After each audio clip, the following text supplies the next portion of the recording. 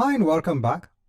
Now in the earlier chapter, we had seen how we could go ahead and enable the diagnostic setting for an Azure SQL database. And over there, we are going ahead and sending the basic metrics about the database onto an event hub, that is an Azure event hub.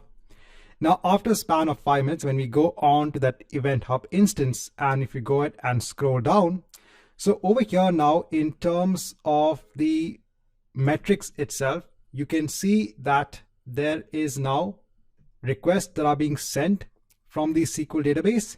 You can see there are messages that are being received as well. So now that Azure SQL database is going ahead and sending metrics about the database onto the event hub. Now, I mentioned before that in order now to go ahead and consume or see the data in that event hub, you need to have either an application that can actually go ahead and read the data from the event hub using the software development kit that's available for the Azure platform for event hubs. Or you could also go ahead and make use of other features or services as well. So when it comes to the event hub, if you go ahead and scroll down, so in terms of the feature, there's something known as capture.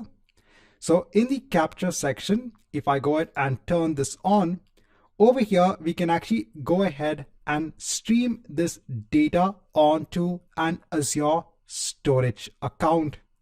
Now, in order to go ahead and stream the data onto a container in a storage account, let me go ahead and click on select container. So I'll go ahead and choose one of my existing storage accounts. Now, if you don't have a container, you can go ahead and use this wizard to go ahead and create a container and go ahead and hit on create. You can go ahead and then select that container. So now it will stream that data onto an Azure storage account.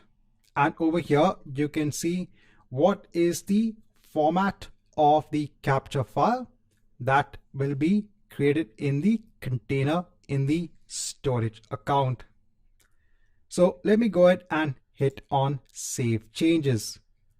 Now, this feature of capture is only available when it comes to that standard pricing model.